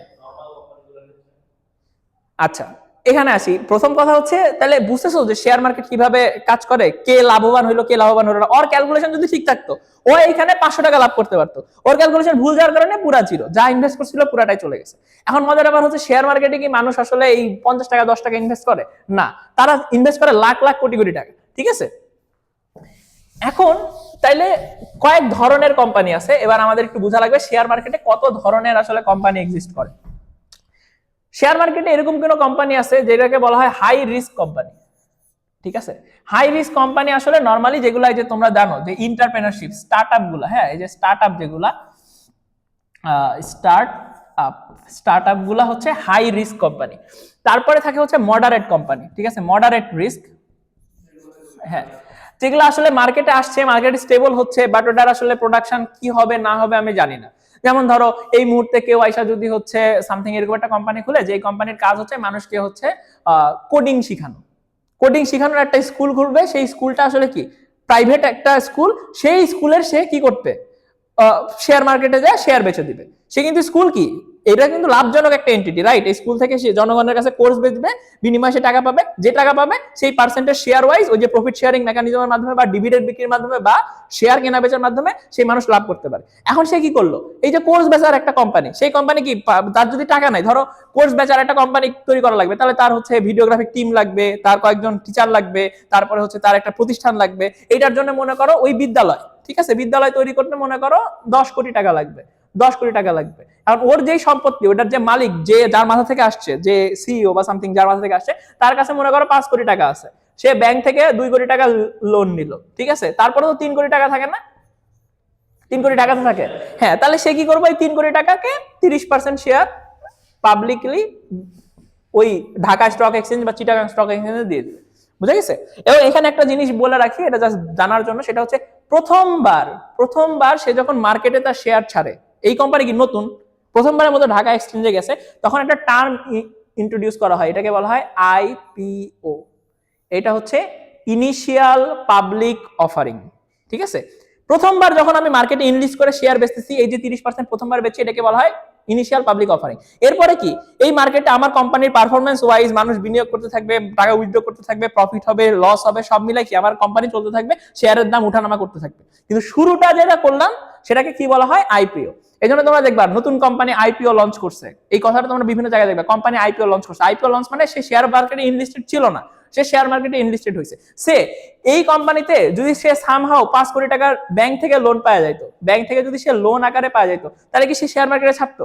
দরকার তো নাই। 5 কোটি টাকা তার নিজের, 5 কোটি টাকা ব্যাংকের, লাভ লস করলে ব্যাংক আর সে করবে, শেয়ার মার্কেট তো পাবে না। কিন্তু যখন ব্যাংক আসলে প্রুভ করতে পারলো না, তখন টাকা তুলতে সে কই গেল, শেয়ার মার্কেটে গেল। এখন আসো, এই জিনিসটা আমরা বুঝছি, আইপিও আমরা বুঝছি, দাঁড়াও একটু শেষ করে নেই। তাহলে এই যে মার্জিনাল রিস্ক, এটা মার্জিনাল রিস্ক কেন? কারণ আমরা জানি না সামনে যদি এআই আসার কারণে কোডিং এআই করে দেয়, তাহলে কোডিং আসলে শেখা লাগবে না, স্কিলটা মাটি থেকে চলে যাবে, তাহলে কি এই কোম্পানি বন্ধ হয়ে যেতে পারে না? কিন্তু আবার এমনও তো হইতে পারে যে না, কোডিং থাকবে, স্টিল মানুষ কোডিং শিখবে, অ্যাটলিস্ট কিছুর জন্য শিখবে, এআই এর পাশাপাশি কোডিং শিখবে, এআই আসলে ফুললি রিপ্লেস করতে পারবে না, তাই না? এটা তো আসলে আমরা জানি না, এটা অ্যানালাইজ করতেছি। যে মনে করে মার্কেটে টিকবে সে টিকে থাকবে, যে মার্কেটে মনে করবে টিকে থাকবে না সে টিকে থাকবে না। এরপরে থাকে হচ্ছে low risk company. Low risk company মানে যারা মেলা দিন ধরে মার্কেটে বিজনেস করতেছে এবং তারা ভালোই করতেছে, যারা অলরেডি এস্টাবলিশ, স্কয়ার ফার্মাসিউটিক্যাল বা হচ্ছে বেক্সিমকো বা হচ্ছে তোমার হচ্ছে বাংলাদেশে ধরো মেঘনা গ্রুপ অফ ইন্ডাস্ট্রিজ, তারপরে হচ্ছে যমুনা গ্রুপ অফ ইন্ডাস্ট্রিজ প্রতিষ্ঠান। হ্যাঁ, মানে প্রতিষ্ঠিত বিজনেস, অনেকদিন ধরে কম বেশি দিয়ে যাচ্ছে। আচ্ছা, এইখানে হচ্ছে কাহিনী, ওরা শেয়ার নিবে কেন? তাহলে আমরা মেইনলি হচ্ছে 3টা ক্যাটাগরি বুঝলাম, ওকে? একটা হচ্ছে মার্জিনাল রিস্ক, একটা হচ্ছে লো রিস্ক, আর একটা হচ্ছে হাই রিস্ক। তাহলে লো রিস্ক কোম্পানিগুলা কি? লো রিস্ক কোম্পানিগুলো হচ্ছে একদম মানে এস্টাবলিশ কোম্পানি, ওকে? এস্টাবলিশড, যারা, যাদের একটা সুন্দর ট্র্যাক রেকর্ড আছে, মার্কেটে 40-50 বছর ধরে আসলে তারা বিজনেস করতেছে এবং তারা কন্টিনিউয়াসলি লাভ করতেছে 5%, 10%। এখন মজার ব্যাপার হচ্ছে একটু এইটার অ্যাট্রিবিউট উল্লেখ করে তারপরে তোমার কোশ্চেনে আসবো, সেটা হচ্ছে হাই রিস্ক হাই গেইন কোম্পানিগুলো হয় কি, এই কোম্পানিতে যদি তুমি 1 টাকা বিনিয়োগ করো বা 100 টাকা বিনিয়োগ করো, হইতে পারে 2 বছর পরে মার্কেট থেকে কোম্পানি গায়েব হয়ে যাবে, পুরা টাকা লস, ঠিক আছে? এখানে 100% রিস্ক আছে যে তোমার পুরা টাকা কোম্পানি দেউলিয়া হয়ে যাবে শেষ। যেমন ইভ্যালি যদি পাবলিক ফান্ডে, আমি জানি না ওরা আসলে শেয়ার মার্কেটে শেয়ার তুলছিল কিনা, যদি তুলে থাকে তাহলে কি হবে, ইভ্যালি 2 বছর পরে গায়েব হয়ে গেছে না, তাহলে ইভ্যালিতে যারা বিনিয়োগ করতো বা যদি করে থাকে তাহলে পুরা টাকা শেষ। বুঝে গেছে? ওটা হাই রিস্ক কোম্পানি, একদমই হয় নাই। মডারেট রিস্কে কি হবে, যে ঠিক আছে এই কোম্পানি রাতারাতি মার্কেট থেকে চলে যাবে না, কোর্স বেচবে, কিছুদিন বেচবে, টিকে থাকবে। অনেক কোম্পানি আছে না 20 বছর, 30 বছর, 40 বছর বা 50 বছর পরে মার্কেট থেকে আউট হয়, অনেকদিন পরে কোম্পানি বন্ধ হয়। যেমন দেখছো না, নোকিয়ার মতো একটা কোম্পানি মার্কেটে অনেকদিন ছিল, তারপর হঠাৎ কি রাতারাতি বন্ধ হয়ে গেল, কারখানা বন্ধ করে ফেললো। তাহলে এরকম ভাবে মডারেট রিস্ক কোম্পানি রাতারাতি ডেভেলপ হবে না, বাট আস্তে আস্তে ডেভেলপ হবে। হাই রিস্ক মানে লো রিস্ক যে কোম্পানিগুলা, লো রিস্ক কোম্পানিগুলোর আসলে কি হয়, লো রিস্ক কোম্পানিগুলো মার্কেট থেকে সহজে যায় না এবং মার্কেট থেকে চলে যাওয়ার সম্ভাবনা খুবই কম, ঠিক আছে? মার্কেট থেকে চলে যাওয়ার সম্ভাবনা খুবই কম। কিন্তু সমস্যা হচ্ছে হাই রিস্ক কোম্পানিগুলো যদি উঠে, তাহলে সে 1000x বা 20,000x রিটার্ন দিতে পারে। 100টা কোম্পানিতে বিনিয়োগ করবো, একটা উঠবে, যেটা উঠবে একদম আকাশে উঠে যাবে। ধরো বিকাশ, আজ থেকে 3 বছর আগে বিকাশের কোনো, 5 বছর আগে বিকাশের কোনো অস্তিত্ব ছিল না, বিকাশ আসছে বাংলাদেশে $1 বিলিয়ন কোম্পানি। তাহলে বিকাশ যখন সেই সময় শুরু করছিল, হইতে পারে 50 কোটি টাকা দিয়ে শুরু করছিল স্টার্টিং এর দিকে, ওই সময় যদি তারা শেয়ার মার্কেটে সাইডে থাকে, আমি জানি না শেয়ার মার্কেট ছাড়ছে কিনা, ওই সময় যে 2% বা 3% কিনে রাখছে, আজকে সে কোথায় চলে গেছে, 10 বছরে সেটা বাইরে অনেক দূরে চলে গেছে। এবং একই সময় ধরো শিওর ক্যাশ, তারপরে হচ্ছে এম ক্যাশ, অনেকগুলা রাস্তায় নাম ছিল না, ওগুলা কি সব চলে গেছে। তাহলে এগুলা কি নতুন স্টার্টআপ কোম্পানি, যদি হয় অনেক লাভ করবে, যদি লস করে তাহলে লস। ঠিক আছে, এটা এখন কপালের ব্যাপার, মার্কেট অ্যানালিসিসের ব্যাপার, তুমি কতটা প্রজ্ঞাবান তার উপরে ব্যাপার। যেমন বাংলাদেশের 10 মিনিট স্কুল টিকে গেছে, উত্তরণ বা উদ্ভাস টিকে গেছে, কিন্তু ইন্ডিয়ায় দেখো বাইজুস শেষ। ঠিক আছে, এখানে আরেকটা জিনিস, আমি যে নতুন স্টার্টআপে ইনভেস্ট করতেছি, আমাকে কি ওইটা লিখিত স্বাক্ষর দেওয়া হয় যেটা যদি দেউলিয়া হয়ে যায় আমি কিছু ব্যাক পাবো? না তুমি কিছু ব্যাক পাবা না, কোনো ডকুমেন্টেড থাকে। তুমি তোমার কাছে যে শেয়ার মার্কেট তো সবার জন্য ওপেন। ধরো মার্কেটে এরকম তৈরি হয়ে গেল যে এই কোম্পানি যদি সামনে ডুবে যাবে, ধরো বাইজুসের কাহিনী কি, বাইজুস এখন সামনে প্রতিনিয়ত লস করতেছে, প্রফিট দিতে পারতেছে না, এক্সপ্যান্ড করতে পারতেছে না, টিচাররা ছেড়ে চলে যাচ্ছে, তাহলে মার্কেটে কি এই কোম্পানি চলবে না? তার এগেনস্টে মনে করো ওই যে আরো অন্যান্য যে কোচিং সেন্টার গুলো আছে তারা ভালো করতেছে, আনএকাডেমির মতো কোচিং সেন্টার ভালো করতেছে, তাহলে সবাই কি করতেছে, ওই যে বাইজুসের শেয়ার বিক্রি করে আনএকাডেমিতে কিনতেছে, তাহলে আনএকাডেমির ডিমান্ড বেড়ে গেল না? তারপরে হচ্ছে তোমার কি বলে, আনএকাডেমি সর আনএকাডেমি থাকে, আনএকাডেমির ডিমান্ড বেড়ে গেল, আনএকাডেমি মানুষ শেয়ার বেশি কিনবে, তাহলে শেয়ার তো লিমিটেড, কিন্তু ডিমান্ড কি বেশি মানুষ কিনতে চায়, তাহলে ডিমান্ড যখন বেশি সাপ্লাই কম তখন কি দাম বেড়ে যাবে, তাহলে শেয়ারের দাম কন্টিনিউয়াসলি বাড়তে থাকবে, তাহলে শেয়ারের দাম যখন বাড়তে থাকবে সেই অনুপাতে কি কোম্পানির টোটাল ভ্যালুয়েশনও বাড়তে থাকবে। কারণ শেয়ার মার্কেটে বাড়া মানে কি, ধরো আগে আমার শেয়ারের দাম ছিল হচ্ছে এক ইউনিট শেয়ারের দাম হচ্ছে ধরো 10 টাকা ছিল, ওকে, এখন আনএকাডেমির শেয়ার মার্কেট মানুষ বেশি কিনতে চায়, ধরো 1000 মানুষ কিনতে চায়, বাট শেয়ারই তো নাই, শেয়ার আছে 49টা, তাহলে লাস্টে কি হইলো, এক ইউনিট শেয়ারের দাম যায় পৌঁছাইলো কত, এক ইউনিট শেয়ারের দাম যায় মনে করো 10 গুণ বাইরে 100 টাকায় পৌঁছাইলো। ঠিক আছে, তাহলে আমার কোম্পানির দাম কত ছিল, 100 টাকা, তাই না, সরি 1000 টাকা, এটা আমার কোম্পানির দাম ছিল, বাইরে কত হয়ে গেছে 10 গুণ বাড়ছে না, তাহলে কোম্পানির দাম পরের বছর হয়ে গেল কত, 10,000 টাকা। কেন হইলো, কারণ প্রত্যেকটা পার ইউনিট শেয়ারের দাম বেড়ে গেছে, কারণ তুমি 100 টাকার নিচে শেয়ার পাবাই না, ওর সবাই কিনতে গেছে, মানুষ টাকা নিয়ে বসে আসছে, কেন সবাই জানতেছে আনএকাডেমি লাভ করবে। তাহলে যে বাইজুস থেকে নিয়ে আসলো, তাহলে বাইজুসের শেয়ারের দাম কত ছিল, মনে করো বাইজুসের শেয়ারের দাম ছিল 500 টাকা করে পার ইউনিট শেয়ার, ওকে ছিল, এখন মানুষ চলে আসতেছে কি বেচতে যাবে, এখন যেহেতু বাইজুসের খারাপ, বাইজুসের শেয়ার কিনবে কয়জন, অল্প কয়জন, তাহলে সে কি করবে, ভাই 500 টাকার শেয়ার তাহলে আমি 300 টাকায় বেচি, 200 টাকায় বেচি। এখন অনেকে মনে করতে পারে যে বাইজুস খারাপ করছে, বাট এরা তো যথেষ্ট বড় কোম্পানি, হয়তো বা দিন শেষে টিকে থাকবে, এখন খারাপ সময় আমি কিনে রাখি, যখন আবার বাউন্স ব্যাক করবে তখন আবার আমি লাভ করবো, তাহলে ওর ক্যালকুলেশনে সে 500 টাকায় শেয়ার কিনবে না, 400 টাকায় শেয়ার কিনবে না, 300 টাকায় শেয়ার কিনবে না, যখন সে বললো ভাই 150 টাকায় দিব বাইজুসের একটা শেয়ার, তখন সে মনে করলো আচ্ছা 150 টাকা কিনতেই পারি, তাহলে সে তখন 150 টাকা দিয়ে বাইজুসের শেয়ার কিনলো, 150 টাকা দিয়ে বাইজুসের শেয়ার কিনলো, কিন্তু দাম কত ছিল 500 টাকা, তাহলে এর ভ্যালুয়েশন কত হয়ে গেল, ধরো 75% ভ্যালুয়েশন কমে গেল না, 75% ভ্যালুয়েশন তো কমে গেল, তাহলে ওর কোম্পানির দাম যদি হচ্ছে তোমার হচ্ছে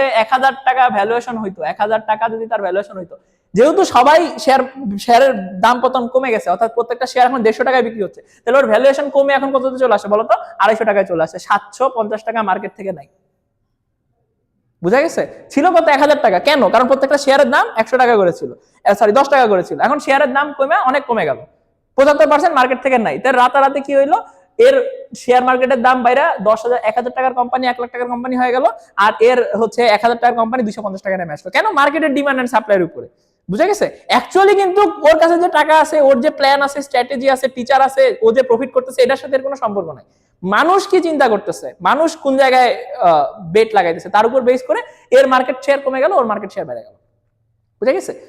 তো এইভাবে জিনিসটা কাজ করে। এখন এই যে আমরা প্রথমে যেটা বোঝানোর চেষ্টা করছিলাম, high risk, marginal risk, low risk কোম্পানিতে তুমি ডিভিডেন্ড পাবা কম, ঠিক আছে, ধরো 10% ডিভিডেন্ড পাইবা, কিন্তু কন্টিনিউয়াস হারে পাবে, টাকা তোমার লস যাওয়ার কোনো চান্স নাই।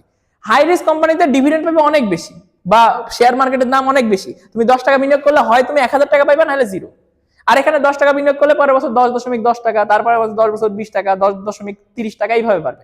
আর মার্জিনাল রিস্ক মডারেট একটা জিনিস পাইবা, ঠিক আছে, মডারেট রিস্ক মডারেট গেইন, এরকম টাইপের, যে হ্যাঁ তুমি 10 টাকা বিনিয়োগ করলে 1 বছর পরে তুমি 5 টাকা পাইলা, 50% প্রফিট হচ্ছে, ওর মতো 1000 গুণ হবে না, এর মতো জিরো হবে না, এবং এ যেমন স্টেবল, তুমি বিনিয়োগ করলে ব্যাংকের মতো টাকা পাইতে থাকবে, এটা গ্যারান্টি। মডারেট রিস্কে 10 বছর পরে কোম্পানি দেউলে হইতে পারে, আর হাই রিস্কে কি হবে, 1 বছরের মধ্যে কোম্পানি দেউলে হয়ে যেতে পারে, বুঝা গেছে। এটার উপর বেস করে মানুষ আসলে টাকা লাগায়, ঠিক আছে। এই হচ্ছে মোটামুটি শেয়ার মার্কেটে টাকা লাগা এবং সবকিছু টাইম। হ্যাঁ, ফুল অ্যানালাইসিস করে করতে হবে। এখন ম্যাক্সিমাম মানুষই ফুল অ্যানালাইসিস করে না, ম্যাক্সিমাম মানুষ মনে করে যে আচ্ছা উমুকে করতেছে, তাহলে হয়তোবা কিছু চিন্তা করেই করবে, তাহলে আমি ওর দেখা দেখি করে ফেলাই। মানে হওয়ার কথা কি, তুমি প্রত্যেকটা মার্কেটের, এদের কিন্তু প্রত্যেকটা জিনিসের হয়, অডিট হয়, মার্কেটে কত টাকা হচ্ছে, কয় টাকা প্রফিট করতেছে, কয় টাকা লোন আসছে, কোন জায়গা থেকে এসেছে, কিভাবে আসছে, প্রত্যেকটা জিনিস, মার্কেট কয়টা কিনলো, ফ্যাক্টরি কিনলো, ওই ফ্যাক্টরিতে প্রতিদিন প্রোডাকশন কত, প্রত্যেকটা জিনিসের অডিট হয় এবং প্রত্যেকটা ডকুমেন্ট কিন্তু পাবলিকলি দিয়ে দেওয়া হয়। তুমি কিন্তু ওই প্রত্যেকটা জিনিস ফ্যাক্ট যাচাই করে করে কোম্পানি কিনতে পারো। আমি যখন ভাই আমি যখন হচ্ছে আমার ফাইন্যান্সটাকে ম্যানেজমেন্ট করব, তাহলে এই ক্ষেত্রে তো ভাই আমি এরকমও করতে পারি, আমার কাছে ধরেন এক্সট্রা 1 লাখ টাকা আছে, এই 1 লাখ টাকার মধ্যে 30,000 টাকা আমি হাই রিস্কে দিলাম, 30,000 টাকা মডারেটে দিলাম, আর 15,000 টাকা আমি সেফে রাখলাম, যেন কোনো রকম আমি জিরো না আসে। হ্যাঁ, এটাই তো নিয়ম। মানে নরমালি তুমি যদি একটা হেলদি ফাইন্যান্সিং করতে চাও, হেলদি ফাইন্যান্সিং এর নিয়ম হচ্ছে তুমি তোমার অ্যাসেটের 10% হচ্ছে হাই রিস্কে অ্যাপ্লাই করবা। এই 10% হাই রিস্কে অ্যাপ্লাই করছে, লাভ করলে অনেক লাভ, লস করলে লস। তো 10% তোমার টোটাল সম্পত্তি থেকে 10% চলে গেলে তো তোমার খুব একটা লস নাই। 30% যে সম্পত্তি সেটাকে তুমি শেয়ার মার্কেটের স্টেবল ইনকামে সোর্স করবে। এটা অনেক ক্ষেত্রে ভ্যারি করে, কেউ 20% বলে, কেউ 30% বলে। এটা হচ্ছে কি স্টেবল শেয়ার, যে বেক্সিমকো, স্কয়ার এগুলাতে কিনবা। তারপরে বাকি 20%-এর মতো তুমি আসলে কি রাখবা, ব্যাংকে রাখবা, ব্যাংক থেকে তোমাকে লোন দিবে। আর বাকি 30, 40, 50, 10, বাকি 40% তুমি আসলে হয় গোল্ড কিনবা, নাইলে তুমি অ্যাপার্টমেন্ট বানাইবা, নাইলে তুমি জমি কিনবা, ঠিক আছে, ল্যান্ড। নরমালি এরকম ভাবে তুমি পোর্টফোলিওকে সাজাবো। নরমালি যেটা হয়, ওই যে কোম্পানি ধরো আমি দিছি, কোম্পানি পরের বছর 1000 গুণ লাভ দিছে, এই ভ্যালির মতো, তখন আমি কি করি, আল্লাহ 1000 গুণ লাভ, আমি 10 লাখ টাকা ইনভেস্ট করছিলাম, পরের বছর 20 লাখ টাকা পাইছি, পয়সা ডাবল। এখন আমি যদি 1 কোটি টাকা ইনভেস্ট করি তাহলে 2 কোটি টাকা পাবো। এই যে তোমার লোভ, তখন তুমি কি করো, এই যে তোমার সমস্ত স্টেবল অ্যাসেট সব বিক্রি করে দাও, বিক্রি করে পুরাটা দাও, পরের বছর দেউলিয়া। বুঝে গেছে? তাহলে তুমি প্রথমে 10 লাখ টাকা বিনিয়োগ করলা, 20 লাখ টাকা পাইলা, লোভ সামলাইতে পারলাম না, পরের বছর 1 কোটি টাকা বিনিয়োগ করলা, জিরো হয়ে গেল। তাহলে আলটিমেটলি তুমি লস করলা কত বলো তো, পুরো 80 লাখ টাকা লস করলা। বুঝে গেছে? এইটা সম্পূর্ণ মানুষ নিয়ন্ত্রণ করতে পারে নিজের গ্রিডের কারণে। এবং এটা বলা যতটা সহজ, আসলে এটা করা সহজ না, কারণ তুমি ওই জিনিসটা ওইভাবে প্রেডিক্ট করতে পারবে না। এই যে কোম্পানির দাম বাড়ছে, আল্লাহ শেয়ার মার্কেট 2 টাকা বেশি দিলে তো 4 টাকা হয়ে যায়, 5 টাকা বেশি দিলে তো 10 টাকা হয়ে যায়, তখনই যেই তুমি দাও, ইউ নেভার নো। মানে ব্যাপারটা হচ্ছে, দেখো এই জিনিসটা আসলে, এই জিনিসটাকে বলা হয় হচ্ছে স্টক মার্কেট বাবল। এবং এই বাবলটা বলে আজকে আমাদের সেশনটা আমরা শেষ করব। সেটা হচ্ছে স্টক মার্কেট বাবল আসলে কি জিনিস এবং বাবল আসলে কিভাবে বাস্ট হয়। স্টক মার্কেট বাবল হচ্ছে এরকম যে সবাই এক্সপেক্ট করতেছে কোম্পানির ভ্যালুয়েশন বাড়তেছে, কোম্পানির ভ্যালুয়েশন বাড়তেছে, বাট ওই কোম্পানিতে অ্যাকচুয়াল একটা ভ্যালুয়েশন আছে, তাই না? অ্যাকচুয়াল তো একটা ভ্যালুয়েশন। অ্যাকচুয়াল ভ্যালুয়েশন মানে কি, ওর যে জমি আছে, ওর যে ল্যান্ড আছে, ওর যে প্রোডাকশন আছে, ওগুলাকে বেচলে আসলে কত টাকা আসে, এটা কি তার অ্যাকচুয়াল ভ্যালুয়েশন, রাইট? আরেকটা হচ্ছে হাইপ ভ্যালুয়েশন, জনগণের প্রেডিক্টেড ভ্যালুয়েশন। ঠিক আছে, আমি করতেছি যে ওই লোক চিন্তা করছে আমার 5 বছর পরে জনসংখ্যা বাইরে 5 গুণ হয়ে যাবে, 10 গুণ বাইরে যাবে, কিন্তু অ্যাকচুয়ালি কি ওই অ্যাসেট, ওই যে বিস্কিট কোম্পানি ছিল, ওই বিস্কিট কোম্পানির অ্যাকচুয়াল অ্যাসেট কি, ওর শিল্প প্রতিষ্ঠান, ওর ল্যান্ড, সকল যেই বিস্কিটের র মেটেরিয়াল সবই যদি আমি বেচে দিই, তাহলে আমি 1 টাকা পাবো না? ওটা তার কি অ্যাকচুয়াল ভ্যালুয়েশন। এখন অ্যাকচুয়াল ভ্যালুয়েশন হচ্ছে যে আমরা যখন মার্কেটে এরকম লাগাচ্ছি যে না এই মার্কেট অনেক ভালো করবে, অনেক ভালো করবে, অনেক ভালো করবে, তখন কি আমাদের হাইপোথিসিসের উপর বেস করে আমাদের ডিমান্ড এন্ড সাপ্লাই এর মধ্যে হচ্ছে ক্যাচার লাইগা এই জিনিসটা উঠানামা করতেছে, বাট অ্যাকচুয়াল ভ্যালুয়েশন তো কখনো কমবে না, কখনো বাড়বে না, ওটা তো ওর মতো স্টেবল গতিতেই আগাইতে থাকবে। পরের বছর যখন প্রফিট করবে, ওই প্রফিট যখন সে আবার রিইনভেস্ট করবে, ভ্যালুয়েশন আবার একটু বাড়বে, আবার যখন ইনভেস্ট করবে তখন ভ্যালুয়েশন আবার একটু বাড়বে, এইভাবে বাড়তে থাকবে। কিন্তু অ্যাকচুয়াল ভ্যালুয়েশন কিন্তু ওই শেয়ার মার্কেটে কমলো না বাড়লো তার উপরে ডিপেন্ড করে না। বুঝে গেছে? এখন কাহিনী হচ্ছে সামহাউ অ্যাকচুয়াল ভ্যালুয়েশনের যদি এটা হচ্ছে গ্রাফ থাকে আর হাইপ ভ্যালুয়েশন যদি এইভাবে যাইতে থাকে, একটা সময় পরে এই জিনিসটা ধূপ করে পড়ে যায়। বুঝে গেছে? যখন ধূপ করে পড়ে যায়, এই যে মাঝখানে যে তোমরা পড়ছো না ক্ষেত্রফল, এই ক্ষেত্রফলের মধ্যে তো একটা অ্যামাউন্ট অফ মানি আছে, রাইট? এই পুরো অ্যামাউন্ট অফ মানি মার্কেট থেকে গায়েব। এই মার্কেটে এই টাকা কিন্তু অ্যাকচুয়ালি ভাবে ছিলও না, এটা একটা হাইপোথেটিক্যাল মানি, কিন্তু ওই সময় যে তুলতে পারছে সে কিন্তু তুলতে পারছে, যে তুলতে পারে নাই, বাট মার্কেটে উঠতেছিল, উঠতে উঠতে ধাপ করে পড়ছে, রাতারাতি গায়েব। হ্যাঁ, মানে ওইখান থেকে ধরো এই যতক্ষণ উঠতেছিল পরে নাই, তার আগে তুমি একটু শেয়ার নিলা, এই শেয়ার নিয়ে বাজারে যদি বিক্রি করো তুমি অ্যাকচুয়ালি ওই ভ্যালুয়েশনই পাবা। কিন্তু ম্যাক্সিমাম শেয়ারই কি বিক্রি হবে না, ম্যাক্সিমাম শেয়ার হাত বদল হতে থাকে, ওই শেয়ার কিন্তু রাস্তায় নিয়ে কেউ বিক্রি করে ক্যাশ টাকা নিতেছে না, বাট তুমি যদি মানে ওটা বিক্রি করে ক্যাশ টাকা নাও, তুমি কিন্তু ওই অনুপাতেই ক্যাশ টাকা পাবা। কিন্তু যখন ফল করবে, ফল করার পরে এই পুরো টাকা মার্কেট থেকে গায়েব হয়ে যাবে। হ্যাঁ, তোমার কাছে থাকা অবস্থায় ফল করলে জিরো, ঠিক আছে, কিন্তু তোমার কাছে না থাকা অবস্থায় ফল করলে তো তোমার সমস্যা নেই। এই হচ্ছে কাহিনী। তাহলে এই জিনিসটা হচ্ছে, এটাকে বলা হয় স্টক মার্কেট বাবল, এবং স্টক মার্কেট বাবলের অনেকগুলা কাহিনী আছে, এবং ধারণা করা হচ্ছে সামনে একটা স্টক মার্কেট বাবল হবে, এবং এইটা হচ্ছে এআই কেন্দ্রিক, মানে যেই ফিল্ডটা, এই ফিল্ডে হচ্ছে স্টক মার্কেট বাবল হবে। ঠিক আছে, এই যে তোমরা শোনো না ইলন মাস্ক রাতারাতি আজকে দুনিয়ার সবচেয়ে বড় লোক হয়ে গেছে, তারপর টেসলা আজকে দুনিয়ার বড় লোক হয়ে গেছে, এনভিডিয়া হচ্ছে 5 ট্রিলিয়ন ডলারের কোম্পানি হয়ে গেছে। মাঝখানে তোমাদের একটা সিম্পল ঘটনা বলি, গুগল, তাই না? গুগল যখন সার্চ ইঞ্জিন, গুগলের ভ্যালুয়েশন ছিল, গুগলের অ্যাকচুয়াল প্যারেন্টাল কোম্পানির নাম হচ্ছে অ্যালফাবেট। ওকে, ওরা অ্যালফাবেট নাম দিয়ে মার্কেটে শেয়ার বিক্রি করে, এবং অ্যালফাবেটের মধ্যে গুগল, ইউটিউব যা আছে সবই আছে, মেইনলি গুগল অ্যালফাবেটের আন্ডারে পড়ে। তাহলে অ্যালফাবেটের টোটাল ভ্যালুয়েশন ছিল হচ্ছে প্রায় $2 ট্রিলিয়ন আজ থেকে 2 বছর আগে। তারপরে স্যাম অল্টম্যান চ্যাট জিপিটি নাম করলো। চ্যাট জিপিটি যখন আসলো সবার মধ্যে এরকম ধারণা হইলো, আমি যদি চ্যাট জিপিটিকে বলি, চ্যাট জিপিটি যদি নিজে ব্রাউজ করে আমার একদম পার্সোনালাইজ ইনফো দেয়, তাহলে কেউ কি আর গুগল ইউজ করবে? কারণ গুগলে কি তুমি সার্চ করো, তোমার নিজে ফাইন্ড আউট করা লাগে কোনটা ঠিক কোনটা ভুল, টাইম যায়, সমস্যা হয়, এক্স্যাক্টলি বুঝো না, অনেক সমস্যা আছে, প্রতারণার শিকার হয়। চ্যাট জিপিটি কি করতেছে? পুরোটা গুছাই দিতেছে না। তাহলে চ্যাট জিপিটি যদি থাকে তাহলে কি গুগল থাকতে পারবে?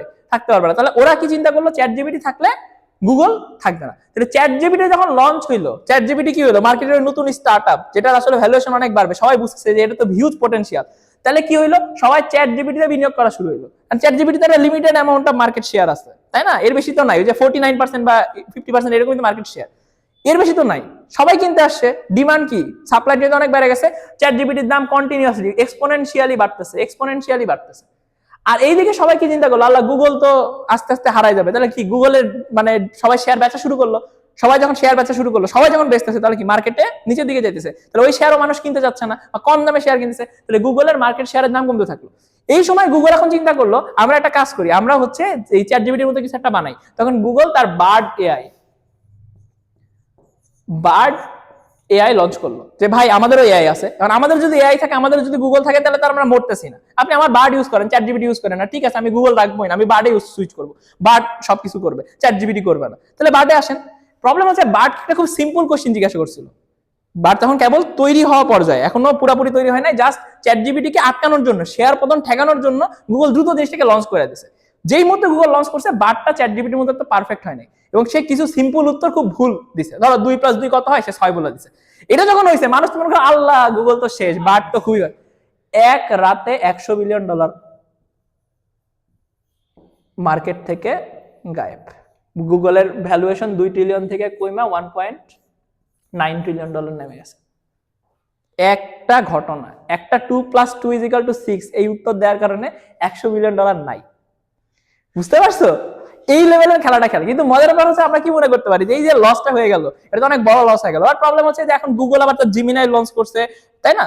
এইটার মাধ্যমে হ্যাঁ, এআই হচ্ছে এলএমএন, জানো গুগল নোটবুকের মতো একটা সিস্টেম চালু করছে, এলএম নোটবুক। এখন ব্যাপারটা এরকম যে চ্যাট জিপিটি এখন এক্সিস্টেন্সিয়াল ক্রাইসিসে চলে গেছে, কারণ গুগলের কাছে যে মানে চ্যাট জিপিটি বা এআই চলে কি, ডাটাকে ট্রেন করার মাধ্যমে চলে। সবচেয়ে বেশি ডাটা কার কাছে আছে? গুগলের কাছে আছে। এখন গুগল যদি বলে আমি আমার ডাটা কাউকে শেয়ার করবো না, আমার চ্যাট জিপিটি বা আমার যে আর্টিফিশিয়াল ইন্টেলিজেন্স হবে, সে আমার ডাটা নিয়ে কাজ করবে, এবং আমার ডাটা আমি কাউকে দিব না, তাহলে কিন্তু আর কেউ অ্যাক্সেস পাবে না। অ্যাপেলের কাছে, অ্যাপেল কেন পারতেছে না? কারণ অ্যাপেলের নিজস্ব কোনো ডাটা সেন্টার নাই। গুগলের কাছে ডাটা নিয়ে তার মানে এআই কে ট্রেন করা লাগবে। এখন গুগল যদি বলে আমি দিবই না, আমার ডাটা আমি দিব না, কি করবেন?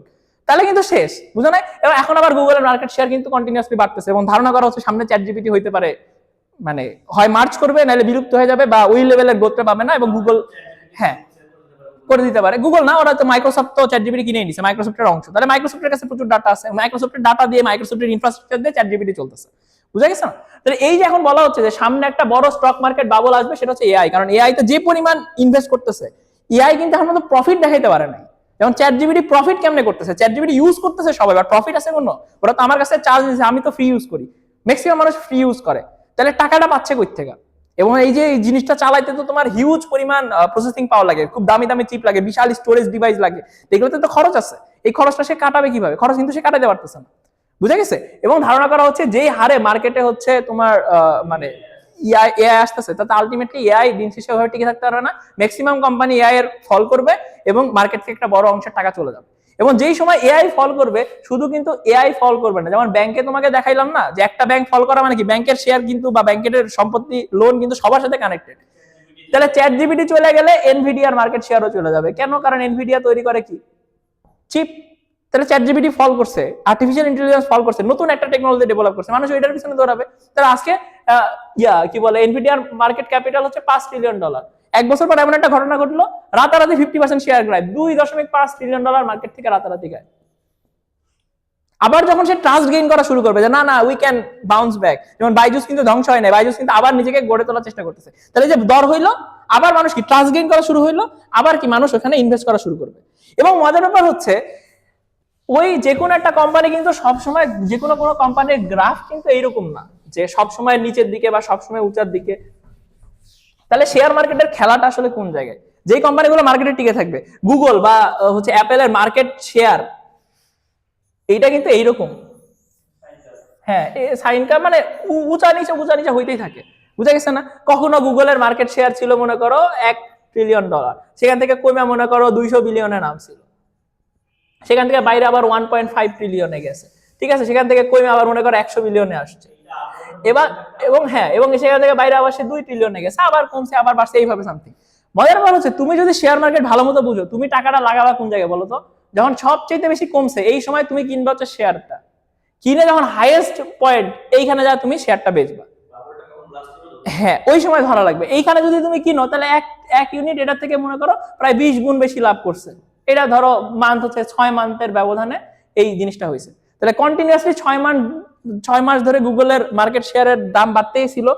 এখন তুমি যখন এই লোয়েস্ট পয়েন্টে জিনিসটা কিনছো এবং হাইয়েস্ট পয়েন্টে জিনিসটা বেচে দিছো, ওই সময় কি তুমি হাইয়েস্ট লেভেলে লাভ করতে পারছো, বুঝা গেছে? কিন্তু যেটা হয় সবাই কি চিন্তা করে যে কিনছি, যখন মার্কেট পড়তে থাকে সবাই মনে করে আল্লাহ পড়বেই তো, তুমি কিভাবে বুঝবা কোন লেভেলের পরে সে ঘুরবে? এটা তো সবার পক্ষে জানা সম্ভব না। সে মনে করতেছে আচ্ছা এইখানে এসে বেঁচে দেয়, এইখানে এসে বেঁচে দেয়, সে মনে করলো কি কার এইখান থেকে কার উঠবে, সে মনে করলো কি এইখান থেকে কার উঠবে, সে মনে করলো কি এইখান থেকে কার উঠবে। এখন তুমি যখন এইখানে বেচতেছো, তুমি কিনছিলা মনে করো এইখানে শেয়ার কিনছিলা, বেচছো এইখানে, তাহলে যে এতটুক কি তোমার লস না? এতটুক কি তোমার লস না? আর এইখানে যেই বদ্দা কিনলো, যেই বদ্দা এইখানে একটা শেয়ার কিনছে, কিনে সে কি দেখলো কমতে আছে স্টিল সে বেচতেছে না, ফেইথ মানে ভরসা দিয়ে রাখছে। তারপর একটা সময় কি গুগল উইঠা যখন এইখানে পৌঁছাইলো তখন সে বেচে দিল, সে মনে করতেছে কি এখন পড়া শুরু হবে, এটা তার ধারণা, কিন্তু এখন তো পড়ে না, আরো উঠতেছে। সে যখন এখানে বেচলো যে এতটুকু সে কি করলো, লাভ করলো। করতে করতে নর্মালি কি হয়, যখন হাইয়েস্ট সবাই যখন মানে জিনিসটা নিয়ে করে তখন সবাই ওই সময় শেয়ার কেনা শুরু করে, যে আরে গুগলের দাম তো বাড়তেই আছে, তখন আমি কেনা শুরু করবো। যখন কেনা শুরু করে একটা সময় আইসা ওইটা এক্সিট করে এবং ধূপ করে পড়ে যায়। এটা জাস্ট মার্কেট ট্রেন্ডের উপর, এটার কোনো অ্যাকচুয়াল কোনো লজিক নেই। যে বললাম না, কেউ কি জানে ধরো বার্ড এআই যে ওরা বানাইছে, ওই বেটা যে 2+2=4 ভুল করবে, এটা তো সায়েন্টিস্টরাও জানে না, ওরা তো মোটামুটি একটা ট্রেন আপ করেই পাঠাইছে। কিন্তু এই যে একটা ঘটনা ঘটলো, এখন এমন হইতে পারে না যে অ্যাকচুয়ালি 2+2 সে 6 দেখাইছে, এই ঘটনাটা ঘটছে, সেম ক্যাটাস্ট্রফিক ইভেন্ট। কিন্তু প্রবলেম হচ্ছে যেই লোকটা এই জিনিসটা পাইছে সে সাথে সাথে গুগলের বার্ডকে বলছে যে আপনাদের ইয়াতে সমস্যা আছে, রাদার দেন ফেসবুকে পোস্ট দেয়া, বুঝে গেছে? এখন বার্ড সেটা দেখার সাথে সাথে রাতারাতি ওই জিনিসটাকে একদিনের জন্য বন্ধ করে রাখছে, যে ভাই আমাদের কারিগরি ত্রুটি, এই একদিনের মধ্যে সে ওই জিনিসটাকে ঠিক করে ফেলছে, ঠিক করে আবার বার্ড লঞ্চ করছে, এবার 2+2 সে 6 দেখায় না। তাহলে দেখো এত বড় ঘটনা ঘটছে, কেউ জানলো না, মার্কেটে কোনো লাফালাফি নেই। আর প্রবলেম হচ্ছে এটা ধরো ক্রিস্টিয়ানো রোনালদো 2+2=6 দেখছে, সে সুন্দর মতো ফেসবুকে জানিয়েছে বার্ড একটা ভোদাই, সে 2+2=6 লিখতে পারে না, রাতারাতি, ওর তো মিলিয়ন ফলোয়ার, আল্লাহ ক্রিস্টিয়ানো রোনালদো বলে দিছে। রাতারাতি এই 2+2=6 ভুলের কারণে যদি কয়েক লাখ বা কয়েকশো কোটি মানুষ ইনভলভ হয়ে যায়, সবাই কি করবে, ওটা নেগেটিভ রেটিং দেওয়া শুরু করবে, আল্লাহ গুগল গেল হাই শেষ। তখন কি হয়, ওই একটা ভুলের কারণে লস হয়ে যায়। এখন কিভাবে জিনিসটা মার্কেট প্রতিক্রিয়া করবে এটা কেউ জানে না। এই জন্য ইকোনমিক্সকে বলা হয় economics is also a science and it's art. এটা একই সাথে আর্ট এবং একই সাথে সায়েন্স, ঠিক আছে? ওকে, তো এই ছিল মোটামুটি আমাদের শেয়ার মার্কেটের ধারণা, এবং পরবর্তীতে আমরা এটা নিয়ে আরো কন্টিনিউ করবো। ধন্যবাদ।